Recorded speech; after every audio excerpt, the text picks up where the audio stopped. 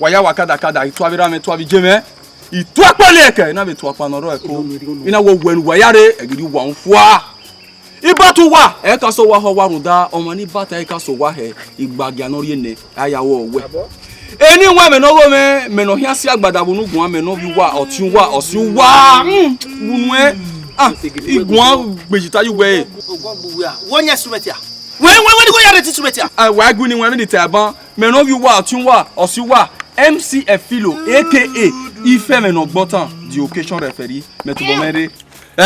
Eni wa se be ni ga taban ni wọn e mo pare ruda iran padegbo ma wa se hani rie ma na buke na ma ohia do diage na be ssemese ore ma na ge ceremony entertainment me no yari amaki ni wa wonya instrument won di go di arrete obe no nya wenu ri amaki wa eri wa MC Taloa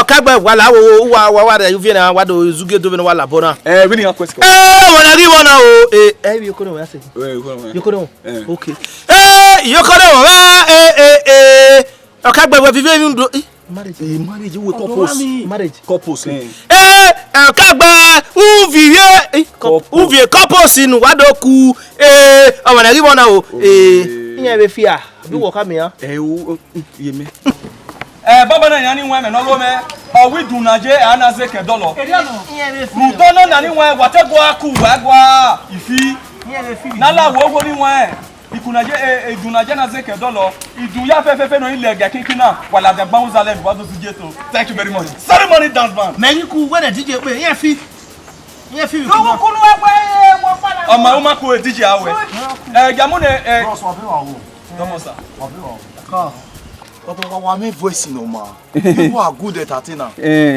Me na gwa we mi wa una. Making a rebel na. God give. So iwa oni sign wa. You know wa ga opa osun ma ni wina lele me. Eni mo OSAS.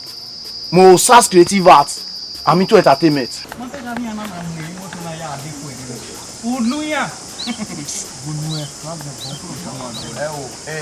Any tamare mu de talent nu me ige egbe me obepa forget where my manaria here ma mo go wa stay ma stay ma instrument ma manaria edo arima we poor boy ma who be do arun ye street boy lafi arima we talent eke mana na eku my brother you can say we ko bo me na won no wa back oh won no be send back avec Christian di here say mo back me oh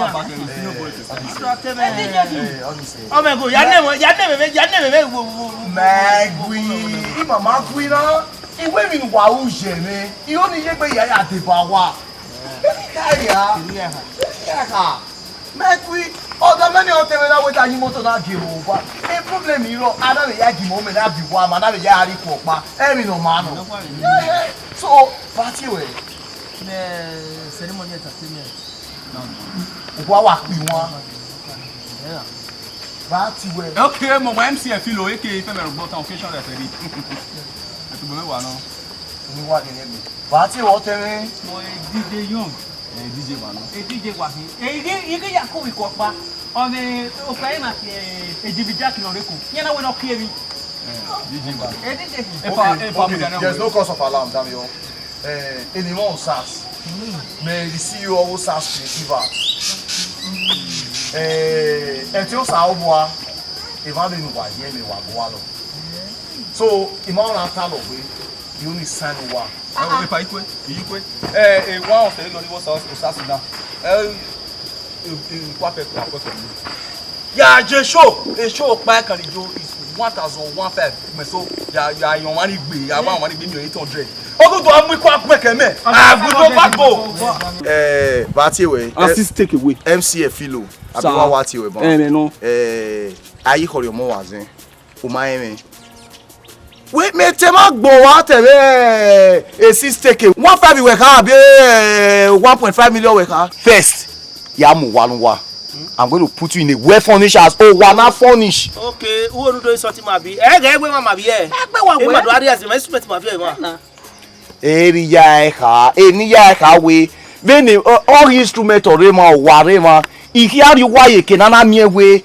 e ma pataki ni menwina na Kabuja re na kewe bore iya be mi ekenu waje e me 50 naira very 100 naira. That's what I mean. So yari we furniture na me e nepa awari upa e generator to boeso and ya make sure uga ya nu waje ya have your kwale you we enable the air condition and two we o ma like win up weke ajo ni ri am anywhere now inigo wa kan ami me per day iye too far my ya we are to pay 25. That's good. What 25 will not be the problem. You got 3,000 naira and yeah make sure we every Saturday a banker no wa almost no fi baba Ijebu wa the number in a way Saturday banker bros Miami away when we are going to see what about like you I will make you the head of this entertainment. So that we are team wire oh look at people very talented people worry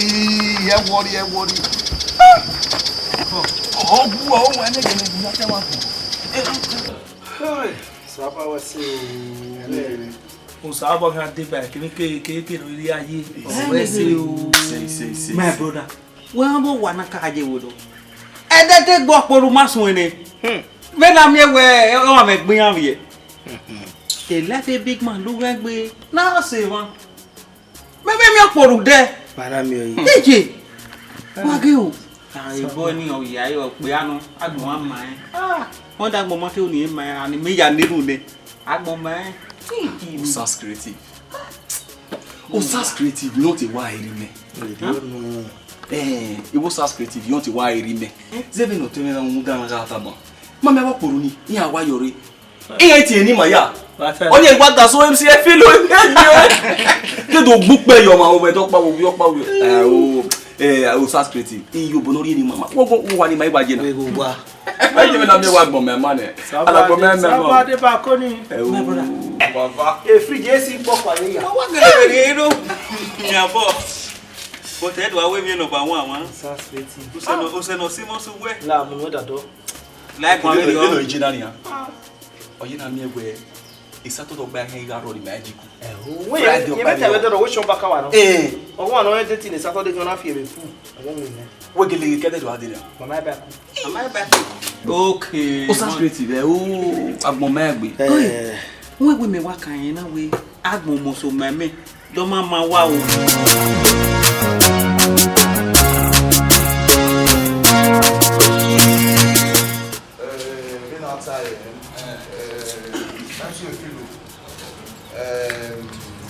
Ceremony attire. Let's see how it goes. That will by Saturday I did the best. Me ko ari kona me agugwe. E ba ni ri e ire. Me yo ya ogugwe. Omo pa ni da wa mama la diana. E na 11 bi na won de no rule segude. Okay, o we hian no. Ye ba se. Ah se show ni we ne ya. Ya wa no tani nege. We worry. Ya ma ceremony. Igba we sha. Yen no right you. We be tolo be tu na. We book Saturday. Atala. Oh. Wa ure utala dia. You man uta. Ya me mo Ah, dia ke no ro we ka. Me stress on video. Ma no mo wa no lo no ma ya na. Ma ke na ya. O wa no polo ma mi we na ga ri go re. Abi neni go ada be ri ogo kwa kere yibo. Ari oge imoto ari oge no pa yibo kere. No ke abi ga we no se. So eri ono. Ebo no mo understand. Lao. Ija. We go me ri ne ceremony. Ceremony go na. Ya take care. No wa ga kere. So after the show I will emboss you the rest cash. Yeah. So then kere nikpa ari yaza should the case there's an emergency I solve it. There's no problem. We me ya ma. Take care. We mo wa we do. Problem. Okay na mama. Oh la yo. Lari. Deme kali lari. Oke na ta ma we tu wa. O mi ke bo mi. Mudia, o wa di go kere wa no wa. Igo kere no ma se ni. We wa tegbe mu. We me mu ma e o do na. We ma lo na. E boro no wu no so ni maji. Na na mi egwu agbo ma anana gage na. Wa me when. You be back good no. I will look my dim na no wule. But here my party MCF filo. Oh, TSC ceremony. They are no party. Oh, get here me. That way loader open loader. Oh, get him me. Loader. Any loader instrument le be shout. Ma wo gbe da ba mi se lo ton yo bo wa lo di ku no wa fo. E no je me se bugbe, no je me se gba wa ilije. Oga ilije me wa hin wa o wa na. Fi mo pa wọ́n ìwé tó dẹ́nà ìpò ìdára mú ìgbé náà ó sẹ́kà ní ohun dáàrùn wọ́n sì máa ń yíkì gbogbo ẹ̀sọ́ abẹ́ yíkò spray méde yọ wúwẹ́ màwẹ́ tẹ̀ trásá nẹ́gẹ́ abẹ́dẹ̀ kí ẹ̀yọ́ sí ọmọ ẹ̀bá nu ọgbẹ́ ní owó àná. bọ́mọ kẹ́kẹ́ mẹ́wọ́ máa gbọ̀n àwọn máa gbọ̀n mẹ́ ní ẹ̀kọ́ náà rí ẹ̀gbọ́n náà lè bí. mẹ́ká mọ̀ ẹ̀bẹ́ kẹ́ wúwẹ́ ẹ̀gbọ́n ẹ̀ má bẹ́ẹ̀ ni wà ìfàjì náà ìmẹ̀ ta na asọ́ yà asọ́ wa mọ̀ ẹ̀kọ́ náà kú ana mi asọ́ wa mọ̀ ẹ̀kọ́ náà kú ana do mi ẹ̀kọ́ ní kí n abíẹ́ hospital náà yẹ operation bíẹ́ mi á mi kì wà náà decide jẹ́ wẹ́ ẹ̀ ọ̀pẹ̀tẹ̀ runu iná náà gbọ́ ọ̀nà sẹ̀. Ego wa guane upa lani eni mi tama e mata no ebo eni o mi waju no wagare se but eni nti tan o de yo bo so bana nini creative ni no mama no so wa do bo so bana no do destiny ma o wa lo me ku we guan we no pa ni era makabe agbon mama era ya yo bo pa ni tan kiri what my brother o ta di eni dire na o ma o o te mo le ni en gbeso ma yi bo ba ni gbeso ma to ni ezu okekere wa o ya pa wa na re I do me at the end of the day I didn't really na fake oh my brother àwọn ibu eni be na ibe bu e wa be ga pa ya be na gbon me mama je wa gbo ma we wa gbo ma mera iye be tamu we na ya ko yo we me wa tan so pon du me mi gege no mi gege gbe me na to wa ni ba ko ni na mo ta fi se ya mo fa wa ni la wa nwan yo ya we se àwọn re wa na wo emi tan na ya bo mi wo to my brother me agba de fe na de ebi e wo do igo we wa de fe me ya bo mi wo to o wa na mo yan re wo gogo ni na ba bo la wa ya pe ya se gbere no sa kiri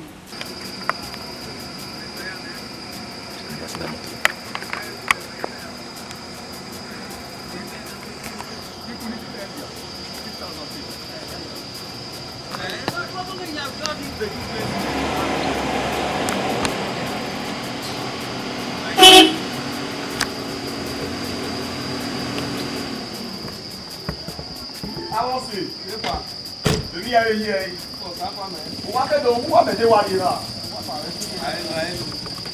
èyí jà ara wọn yà wà lé èlì náà wà lé jẹ́ èyí ló máa wà lótò ẹ̀ the good news àwọn alẹ́sù ọ̀pá the good thing about this show máa ń yá the DJ the MC and everything máa wá yàn ẹ́ ẹni níbi lórí àtàlọ́ balẹ̀ ló wà ó rí títà lórí. ó wù máa lè ṣe olúwa. wàkàwé ṣe ni ẹ. Giakpa se boy na amanaka mo ya wo to ya wa o ti pe wa gbo mi uwo we nu na mu me come aba ni we eni ma wa wule lo kan de o se agbon wegere ki we no keke wu ka ma we awo se me na ma mi agba won ko to re we odo eku na ri asigo ni adobu nu yo ni we no we vi an kan ni e afi moto ewu wa fe ni agbon ni wa o nu we no na mi we o ma we do ba wa yi de boy kwen asigo kere ni ma be o boy pe mama de jeep ave de no lele eri o wa se eri weje a igo nu were ni ma sa agbede kia gato ija you understand it. So we will so not on a creative entertainment iya they know how to handle it enu no why ga gun abiri o ye show na egbe na kajo ni atema go tv show iwo na e show na ri na ni manaka we guy say miki yo ona say miki you guys is enough for abai iwe mi ya dey your nani you understand so wa get one son here I'll pay you people well e go run na e dey wa gbemegbe okay e wa la ro orobo ni mejo wa onu wa mejo obolo pe ni mejo iragun ọgbẹ nu wa wọ́n ti lọ sùn wà kàkà yìí ṣù náà rè ní àga ìṣọ́nà rè ní àbíwá ẹ̀kọ́ bo yìí. àwọn sọ̀rọ̀ pàmàlẹ̀ wa. wà á rẹ̀ jí wá bí máa dọ̀ wá fún àmì máa. ìjà mẹ́fẹ́ ọ̀rẹ́ ọgbọ́jà wà wẹ̀. ẹgbẹ́ wa wẹ̀ mẹ́. wọ́n jẹ́ mẹ́rin mẹ́jọ wẹ̀. èmi nana fún mọ́tò ní. wà á pàṣẹ ní àná. àyè pàṣẹ wa á wẹ̀ ai ma win na no la kia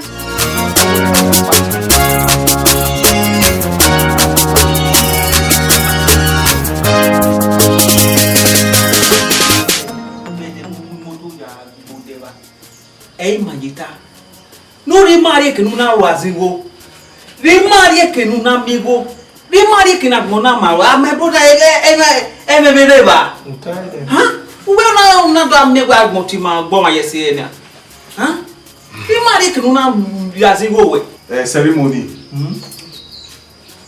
filo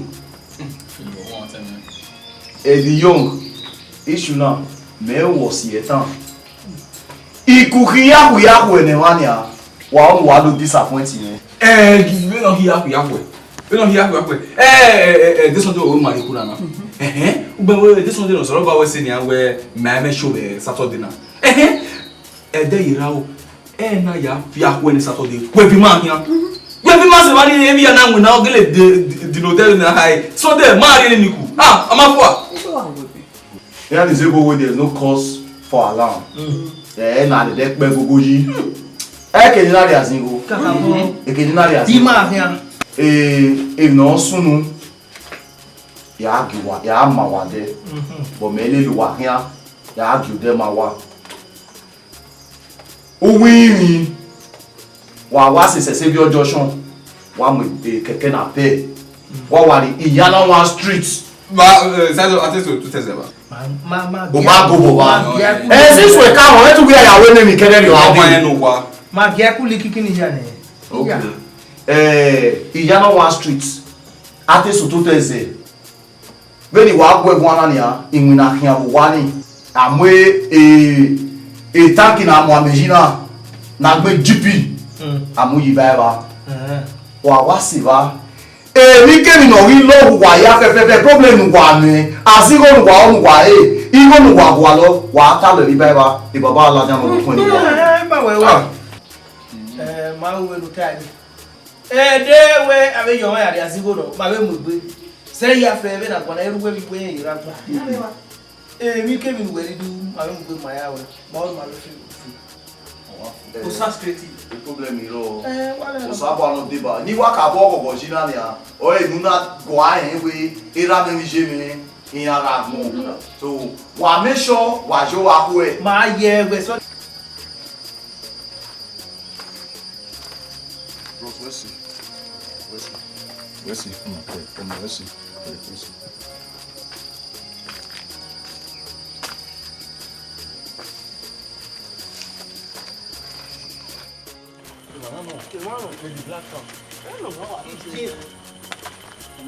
no na we no gwa mu ya mu ya no wa Ni di baba yo.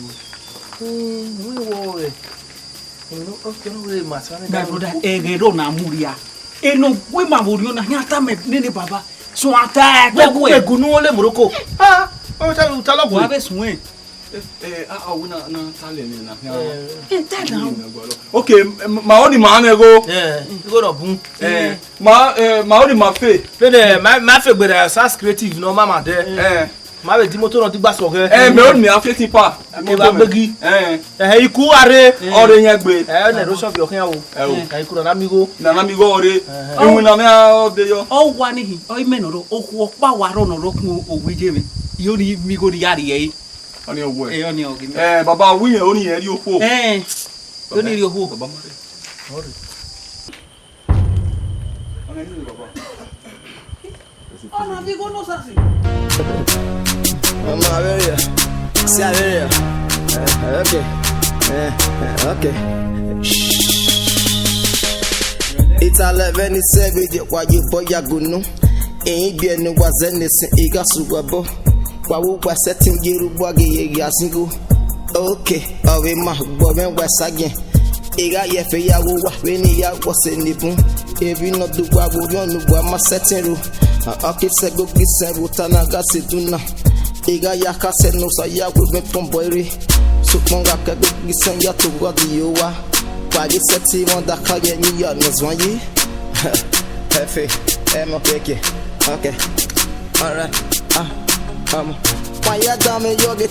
Hey!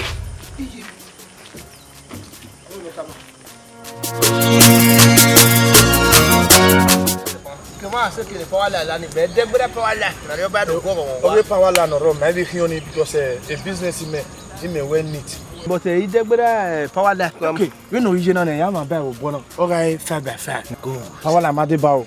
Ini wa ya ke me. 3 million. Ja, we are take 3 million. E pagwede 200,000 we. When I would me I take 3 million. Maybe you have a business now. 200. Okay, mama, no problem. Oh no, wa hori re ni gore.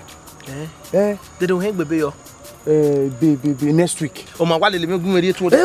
E we ke da ye na back in winner. Okay, back le me gun eri gun we. O me no we gwalo ba. E pa la ho na me go na la go la. Wa ora me. Ije me ke diro. Ije.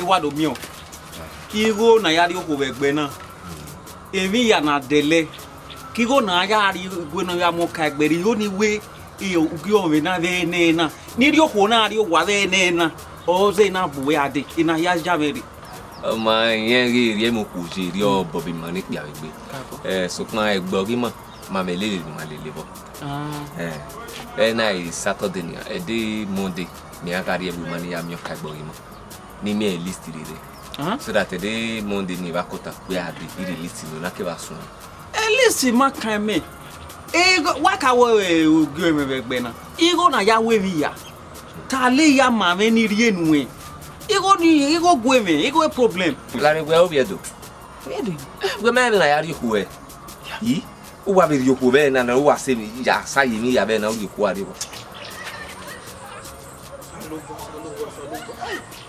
ko wa wo ri ko ni me na ni no ko lu gbe ari ko gbe mi e ba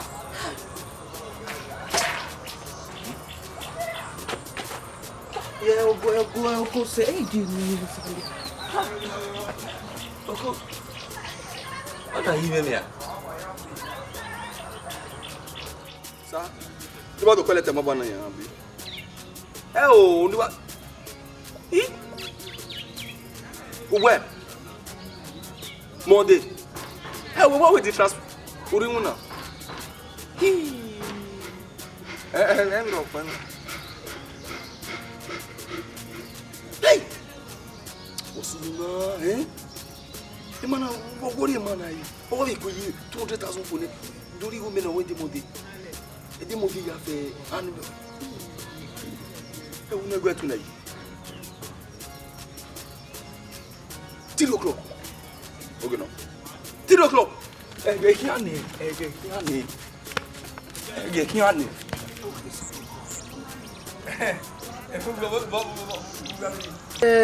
Wani ate gu dotoban.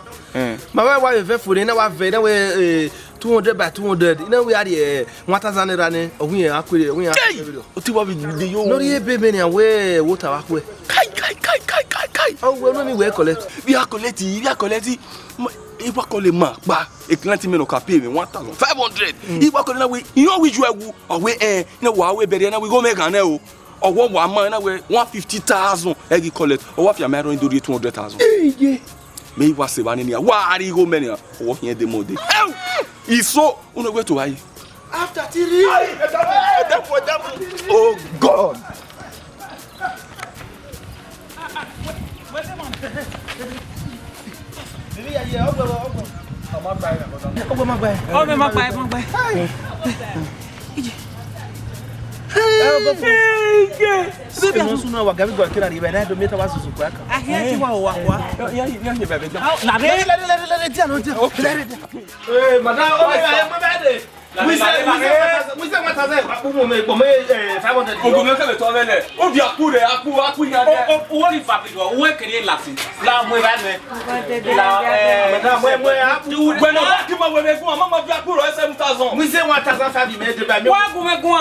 Comment après 7,000 hein? Même we go California.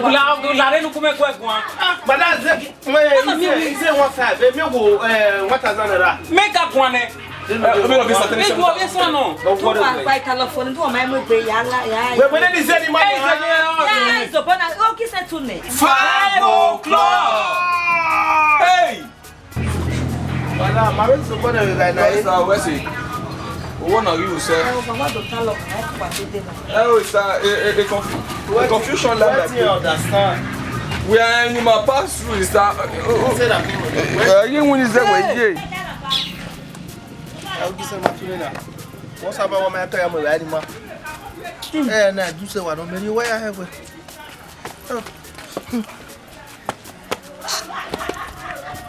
Ai, já. Ije, mi o wa ko sa ti. Oja me ko na wa ko wa be ye ko wa. Be! Yo be ne ko wa. Eh, na ye o sa ko o. Be ye ta. Wa je ko sa ka ke ro bo no pe ka no pe ko. O ko ka pe ni ba. O lo wa ta. Wa yo. Ije. Ah! O sa si ni e ka ka mo na un je bo ni. Go me no di me ugbe. Wa we na wa ta na no. Eh, we na no break boy me na we dey mo do kin gba e o di me ugbe.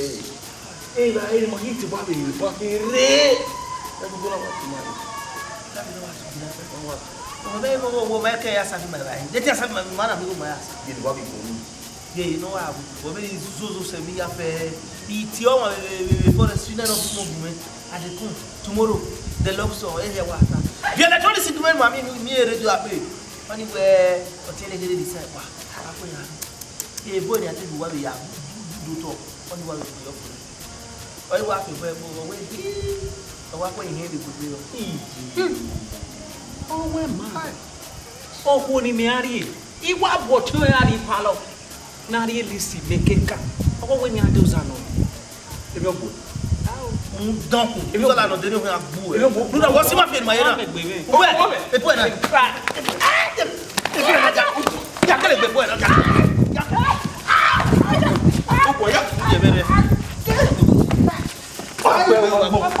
Donc, nous va pas. Ma comment il a ouais là nous connaissons les libéraux ouais bad luck. Moi formation là de ouais ma quoi l'autre ça. Ouais, vous voulez dire ni a pas ma. Ça ça c'est des moi qui se m'avait allumé. Et là tu m'as fait figurer. Makwe. Pas dead yo. Okay. Alright. Why dame yo get talent na fe. No ma sare na ya de wagon wagi. Kundaga so bon gele nege guroko. Adi gele gere abega gele geke. Kwado kame boni hini go kele gwage. Udana mama ona mwekuma. Oh kid if you got your baby wagi ne.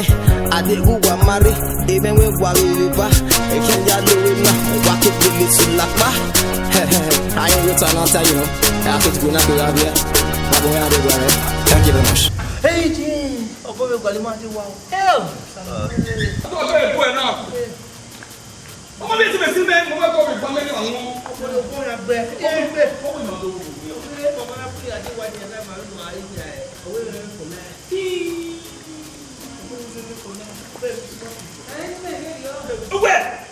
Uwe we yo. Obo le no gba le bu ma o ke wa bu ari wa. Uwe we yo. Lo ga bo na wa. E no gba lo no wa ma ya wo. Ja wa bu e.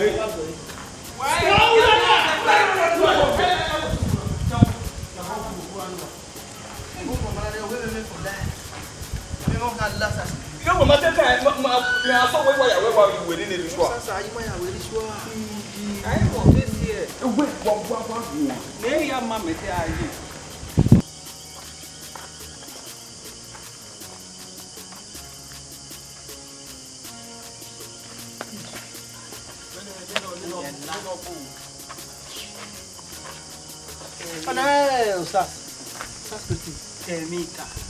E poi non va a morire un dono. Emita. Osas. We magari ma we mi bo we na we travel.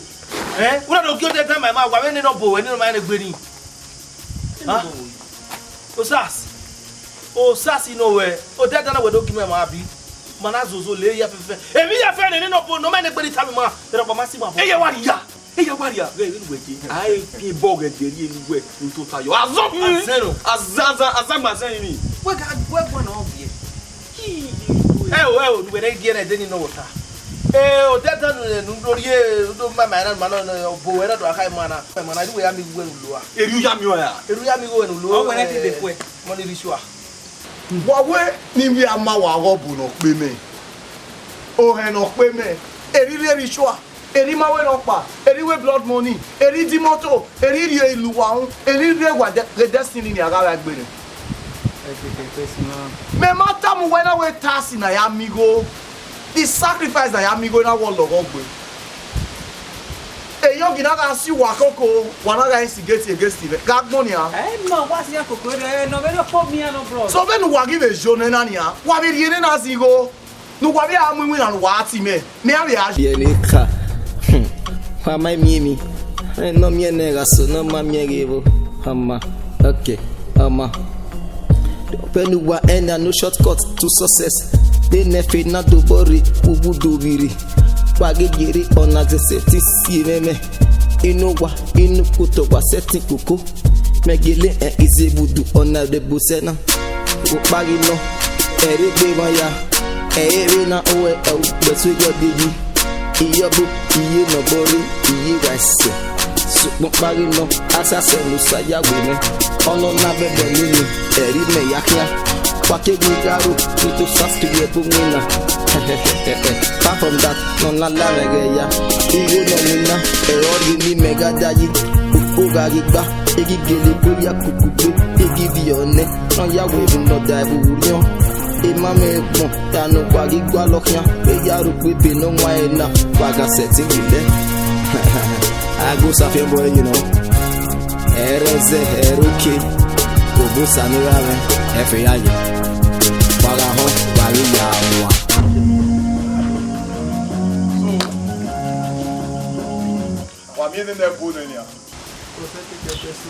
Wa mi owo bo owo enijo wa bere bebe gwina.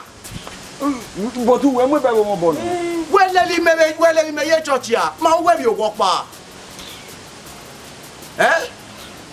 Omo ateme ma wa mi o ma bobo. Ika mo wa da ku igo na ku gbe kere ado ya ado ki no kwa. Se mi aso wa. Na mo ye mi wina na wina.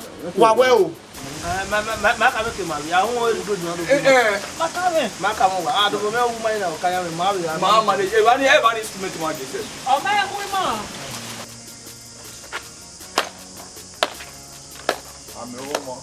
La regeya.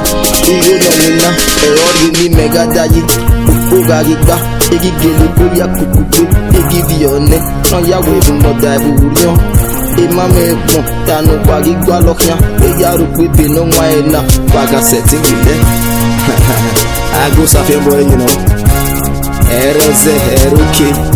Obo sanirawe, efe yaye. Waga ho, wali ya mwa.